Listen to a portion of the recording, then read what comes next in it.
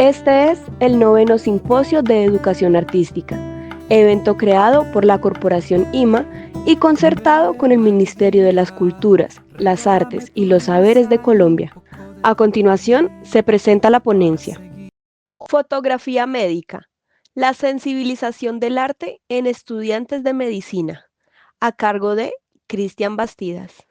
Hola, mi nombre es Cristian Bastidas Supiñán y aquí en este espacio, en la Fundación Universitaria San Martín C de Pasto, encontramos lazos muy importantes entre el arte y la medicina. Ha sido un reto para nosotros poder encontrar ciertos temas que unan la ciencia, la medicina y el arte, y lo hemos explorado a través de la fotografía.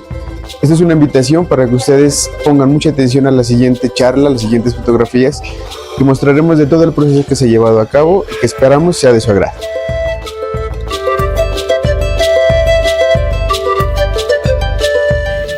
Bueno, el arte en su poder transformador tiene herramientas bien importantes. Hoy quiero hablarles de la fotografía médica y la sensibilización del arte en estudiantes de medicina.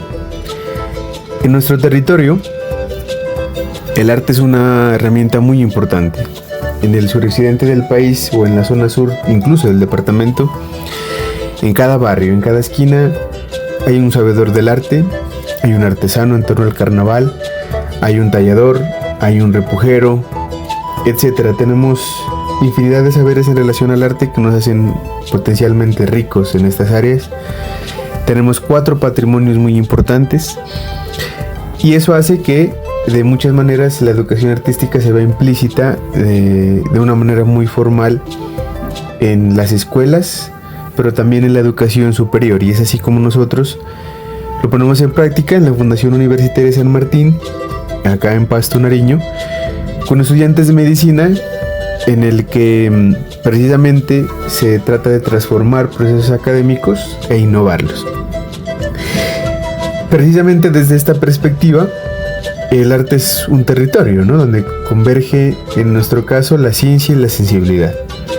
La medicina como campo de estudio es un campo muy amplio. Y asimismo lo es el arte, que se convierte en multidisciplinar. El arte está intrínseco en muchas áreas. Incluso nosotros vemos historia de la medicina a través de la historia del arte.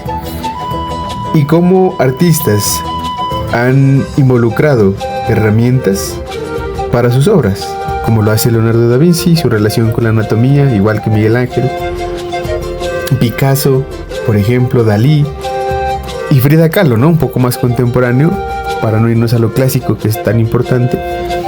Y como Frida Kahlo, por ejemplo, refleja su dolor a través de ciertos procesos quirúrgicos, patológicos, que eran netamente médicos, y cómo los expresa a través del arte. Es así como nosotros, desde esta herramienta tan importante, descubrimos que el arte no solamente puede ser un potenciador para los estudiantes de medicina, sino que también se convierte en una forma de transformar su perspectiva, su visión. Sabemos que ellos desde su pregrado tienen muchas situaciones que solventar a diario, un estudio muy complejo, una dualidad en sus prácticas, detenerse su mirada, ¿no?, bajo la anatomía del cuerpo, etcétera, ¿no?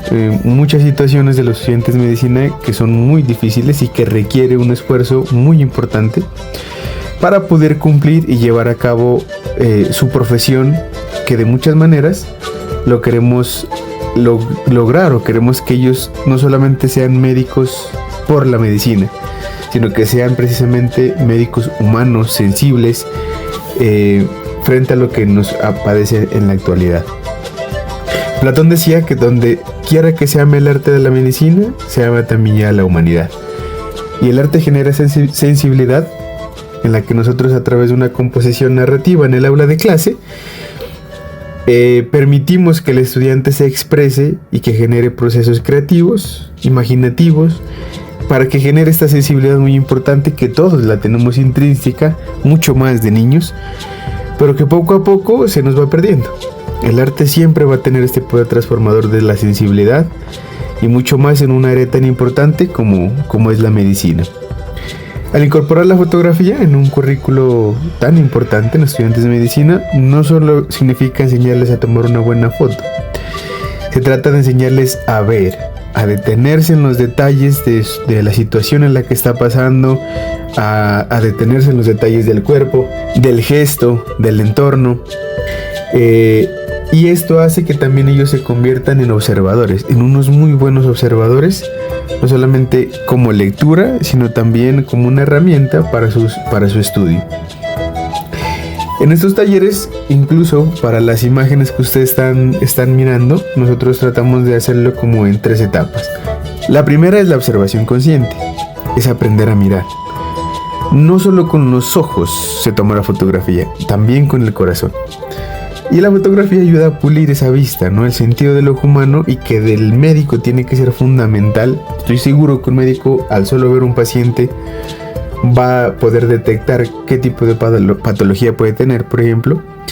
Y la fotografía se convierte en esa herramienta para que el ojo se convierta en crítico y que se enseñe a detener la mirada, ¿no? A observar las cosas muy detenidamente.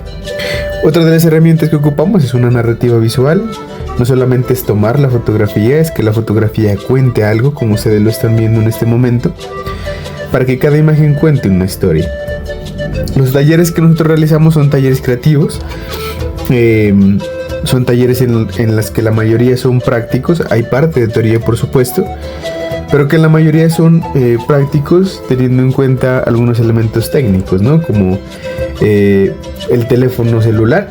Es una herramienta que tenemos a diario en nuestro bolsillo y que tiene funciones específicas a través de la fotografía, por ejemplo, que no las ocupamos, ¿no? Entonces el modo manual, el enfoque, el encuadre, el ISO, el aprender a manejar la luz, pero también a observarla.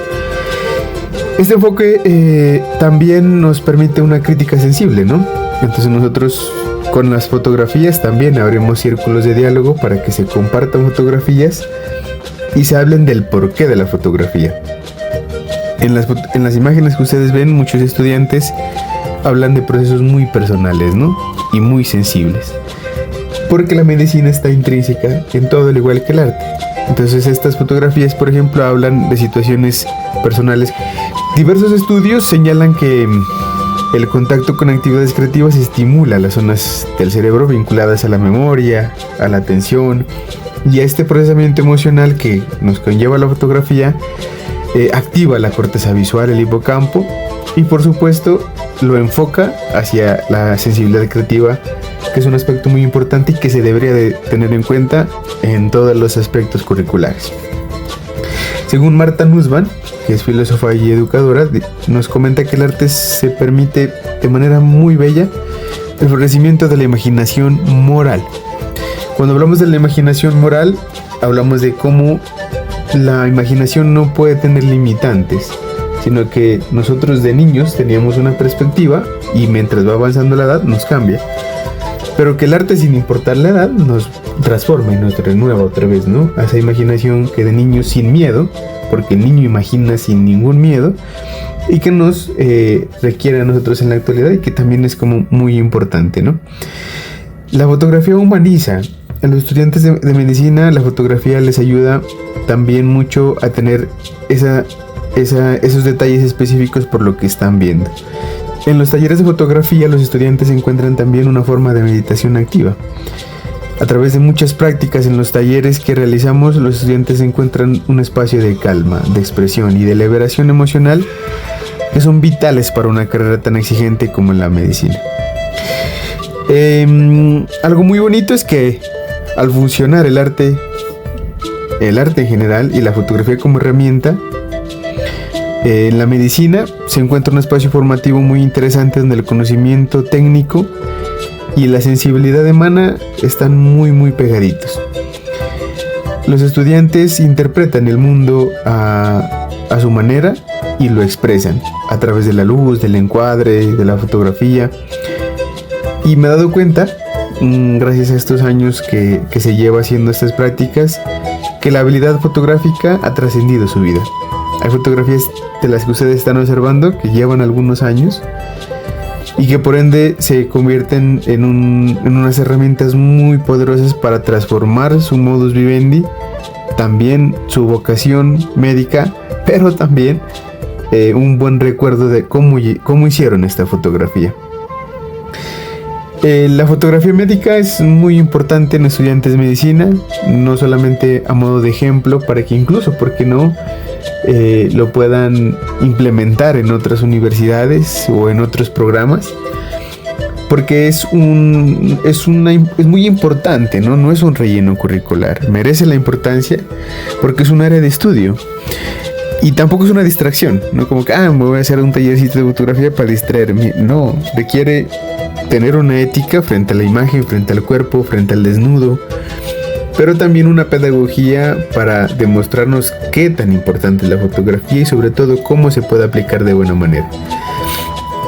Es bien interesante que los estudiantes sanmartinianos a través de la fotografía han aprendido cómo la visión del ojo se educa y que esto les ha servido como una herramienta en sus prácticas, incluso, ¿no?, para que ellos puedan visibilizar de manera más importante los procesos que están llevando a cabo.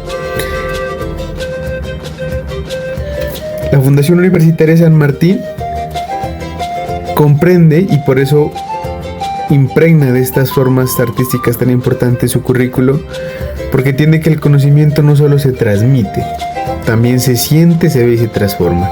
Y el arte tiene este poder de sentir, ver y transformar.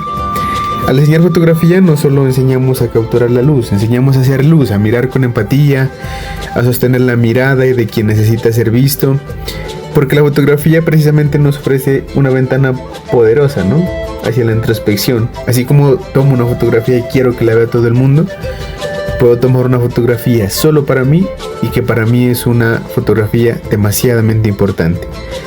Es aquí donde el arte precisamente se convierte en una experiencia humana, integral, y que lo requiere la medicina. La fotografía entonces se convierte en una puerta, pero detrás de ella hay una galería infinita de lo que podríamos tomar en cuenta para registrarlo, para observarlo. Hay muchas cosas que podríamos hablar de medicina. Hay infinidad de cosas que pudiésemos hablar de la relación entre el arte y la medicina, y observarlo o exhibirlo a través de la fotografía. Y precisamente como conclusión, es aquí donde cada trazo, cada poema, cada ritmo, cada escritura, en general, el arte como poder transformador y transversal puede ayudar a formar profesionales más humanos. En nuestro caso, médicos donde no solamente aprendan a curar, sino también a cuidar. Es por eso que aprovecho agradecer este espacio al Simposio de Educación Artística, pero también a la Fundación Universitaria San Martín, que ha creído en nuestros procesos, porque han permitido que los estudiantes generen una mayor sensibilidad a través de estos talleres, no solamente en la imaginación y en la creatividad del arte, sino en su diario vivir, y que esto lo puedan poner en práctica en sus estudios y por supuesto en su futura práctica profesional. Muchas gracias a todos, espero que les haya gustado, que miren estas fotografías con mucho amor. Muchas de ellas son impregnadas desde el sentir de cada uno de los estudiantes y que se las compartimos por supuesto con mucho cariño a todos ustedes. Gracias.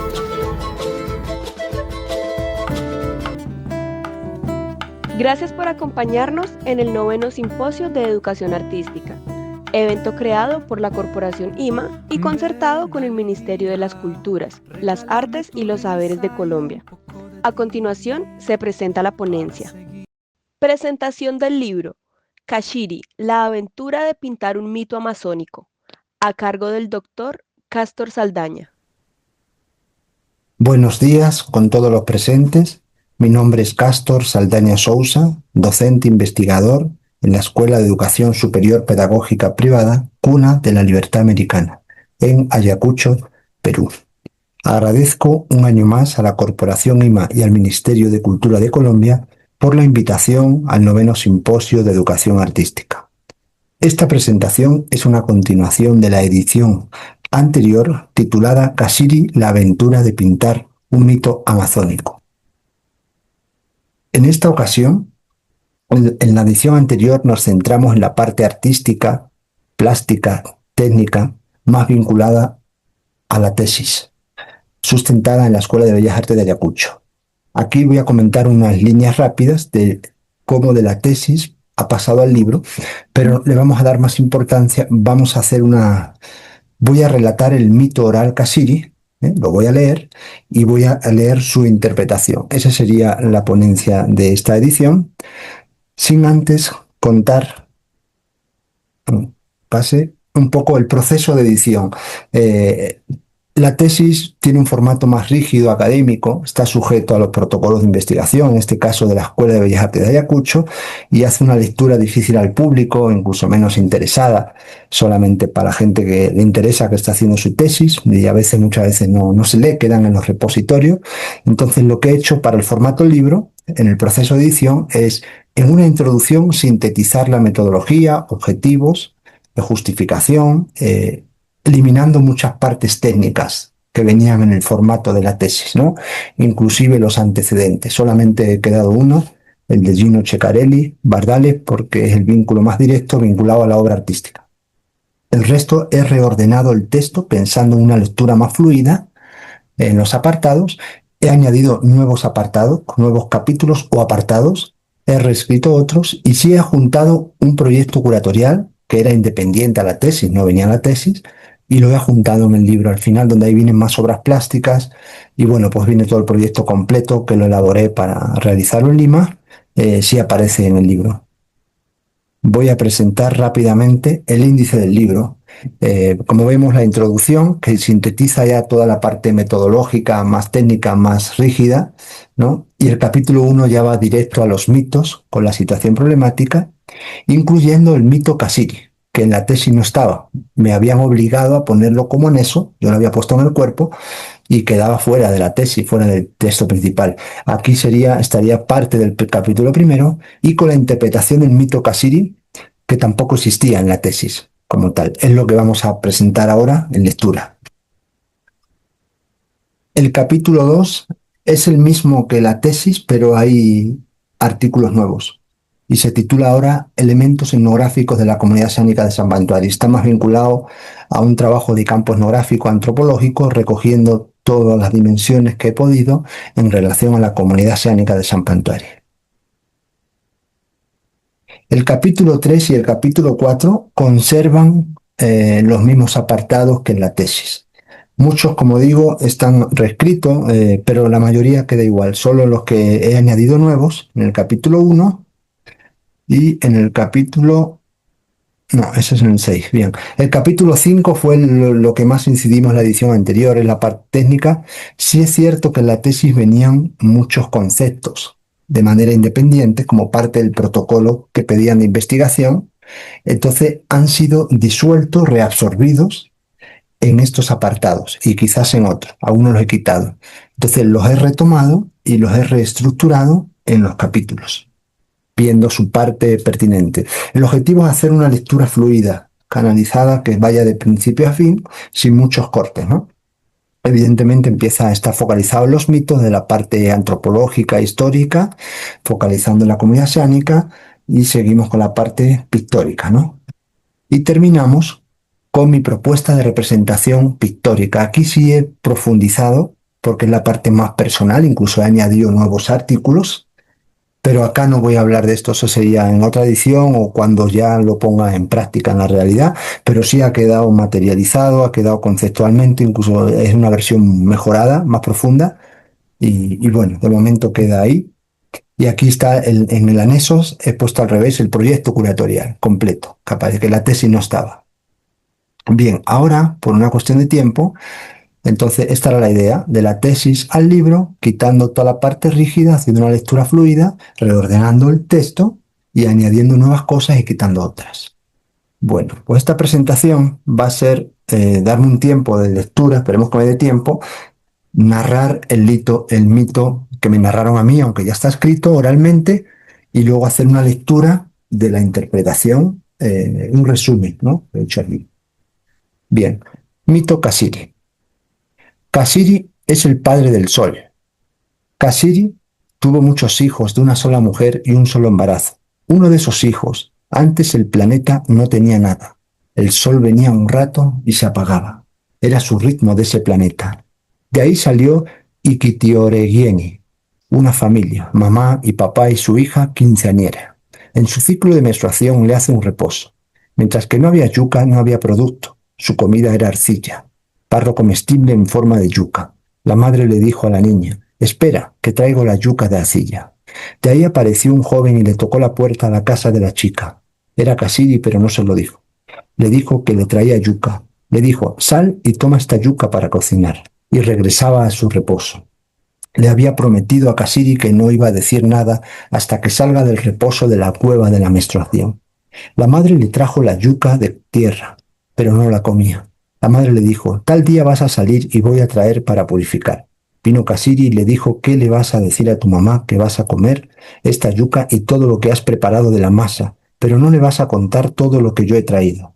La madre dijo: «Mañana sales a las 4 de la mañana». Sacó en la olla de barro la yuca y la madre se asombró y le dijo que le había traído su yerno. La madre se puso a comer la masa y casi lo terminó. La chica no le dijo a la madre que no podía tocar los productos que había sembrado Cassiri. Cuando se volvió la madre vio que todo estaba con producto y se fue a cortarlos. La hija le llamó la atención y le dijo por qué lo ha cortado. La hija le dijo que no lo corte, sino que mueve y se cae la yuca. La madre no lo hizo y lo cortó. El plátano también la cortó. El maíz también lo cortó. Cassiri vino y le dijo: «¿Por qué le has permitido que corte la yuca? Solamente lo mueves y cae. A partir de ahora vais a comer con la suciedad de la tierra». La mamá fue a probar y ya no caía, sino que se tiene que sembrar, cortar y sacar de la tierra. Antes era impecable con Cassiri. Por eso ahora han quedado con la dificultad de sacar del suelo la yuca. El plátano se seca. La moraleja que me dice Olga, que enseña este mito, es que antes de tocar las cosas se tiene que pedir permiso o preguntar, antes de cometer errores. Cassiri trajo todos los productos asiánicos. Después tuvo hijos con la hija. Le dijo: «Vamos a ir a bañarnos al río». Le dijo que cada uno se bañaba en un sitio del río, uno abajo y otro arriba del río. Sinani se bañó Kinkaji abajo. Cassiri se bañó Kitionkoki arriba. Cassiri le dijo a la chica que si vas a sentir algo en la intimidad, no te pongas de pie. Ella estaba sentada bañándose. La chica sintió algo y se puso de pie, y Cassiri estaba delante de la chica y agarró a la chica de su parte íntima y le tiró al pecho de Cassiri, y le cayó a su semen y le quedó mancha para siempre en su pecho, que es la luna. Cassiri es la luna. Cassiri se molestó, se puso su cusma y se retiró, y le dijo: «¿Para qué te has puesto de pie?». La chica se embarazó de Cassiri y la mamá de Cassiri es terca y le dijo: «Cuando vaya a dar de parto me ayudas en el camino». La suegra no fue cuando estaba de parto, y cuando estaba de parto al final vino y la agarró y empezaron a salir hijos. 5. Y el último la suegra se cansó y lo soltó y muere. Cassiri vino corriendo y le ha reprendido a la madre de la niña. Le dijo: «Voltéate, verás cómo va a vivir». Hizo un asado. La chica ha probado los pescados que tienen dientes. Hay pescados que son parte de ese origen. Uno que no tiene boca porque la chica no lo tragó. El pajarito Sibiuki era humano y lo llevó al sol. Antes se fue a bañar al sol y por eso aguanta. Otro pájaro vive en otro planeta y no se ha bañado, por eso se ha quemado. A los higos muertos se los ha llevado a un sitio y ha crecido un árbol de la selva. Kinacho, Irichirupuriache, Marometiki. Cassiri también es ser humano, es un varón. A la luna le dicen masculino. Cassiri, como ha probado un pedacito de carne de la chica, cuando la gestante no da a luz es porque Cassiri comió esa carne. La gestante muere porque lo comió Cassiri. Todos los días el sol nace como un niño o un ser humano, y cuando se oculta todos los días es como un anciano que ya no puede caminar. Uno tiene que transportarlo a un mesiari, que es un agua que rejuvenece, y al día siguiente nuevamente va a nacer. Entrevista de campo, Olga Melisa Roca Mendieta, Comunidad Asiánica de San Pantuari, octubre de 2020.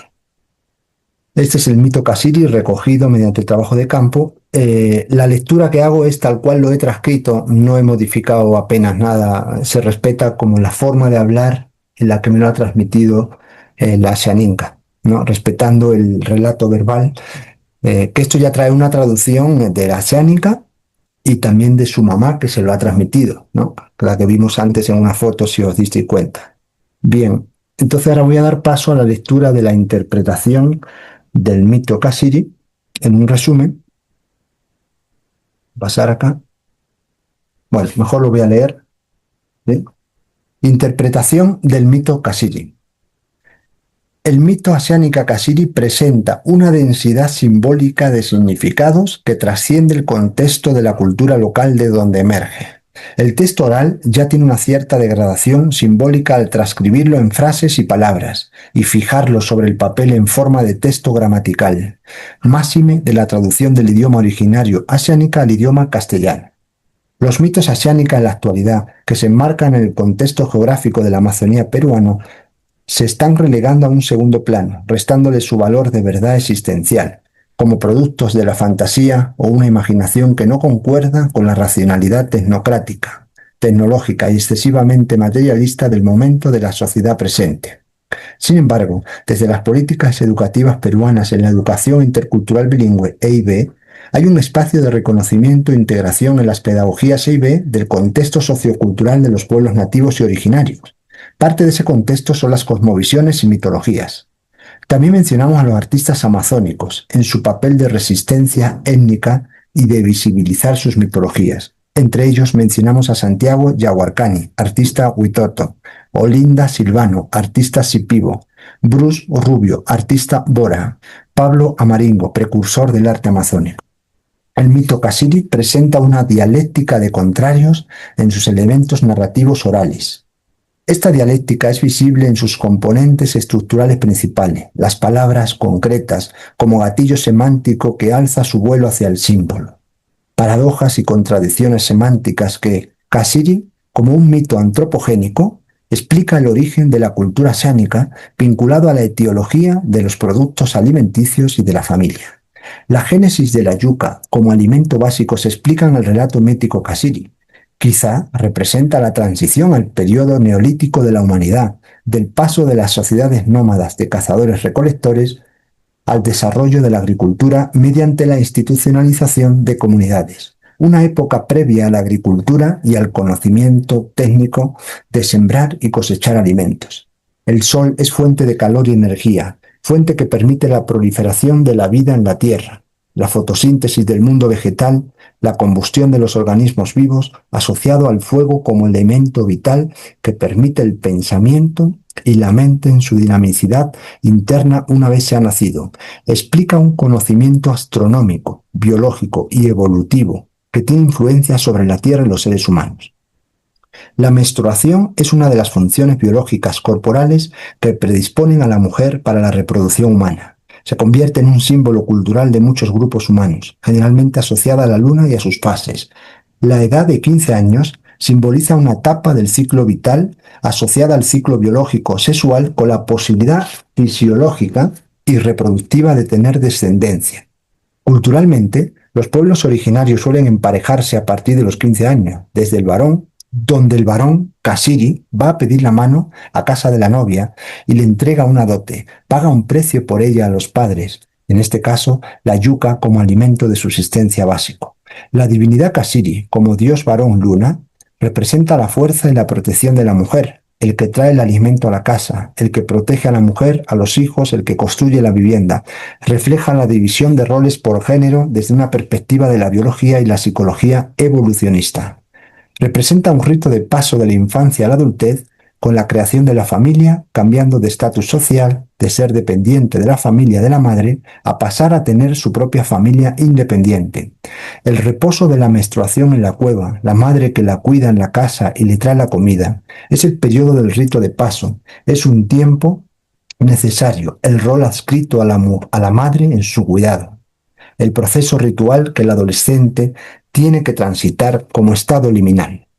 Cuando el marcador biológico aparece con la menarquía, la primera menstruación.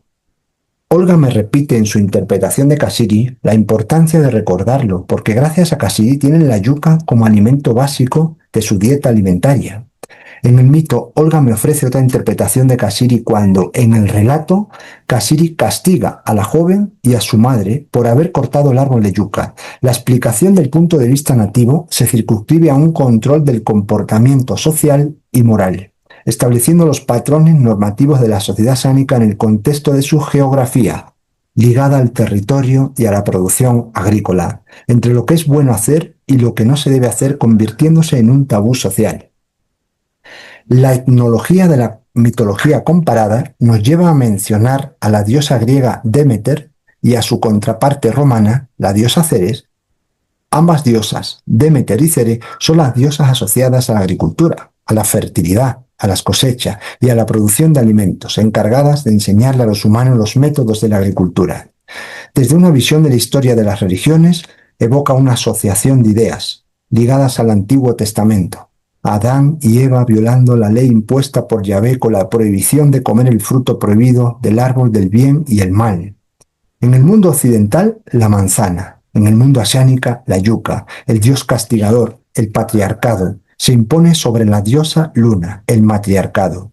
El mundo asiánica se funda un árbol, el árbol de la yuca como Asis Mundi, el eje que une el cielo con la tierra, cuando los humanos se relacionaban con los dioses, siendo todos inmortales. Se trata del tiempo sagrado que se ha desacralizado haciéndose profano.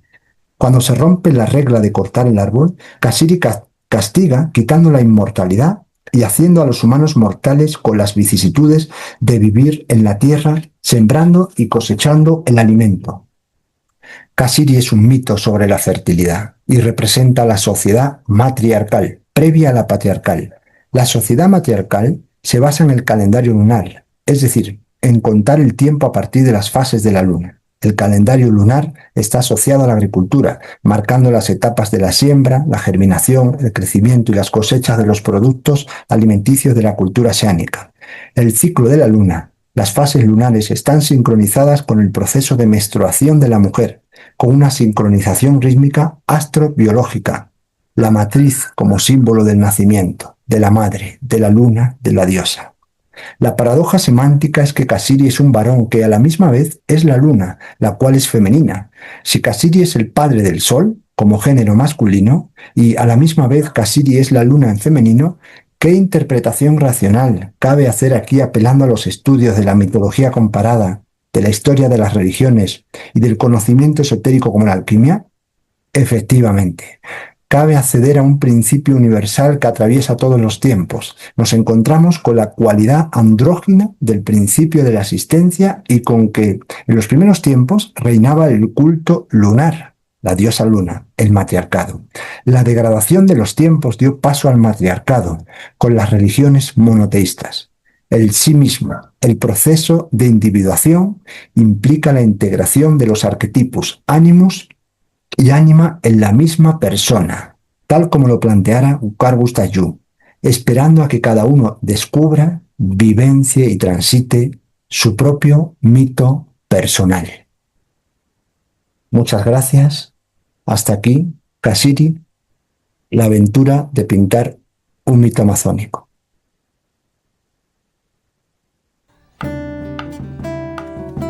A continuación, la ronda de preguntas se realizará por Meet, cuyo enlace se encuentra en la página de Facebook del simposio.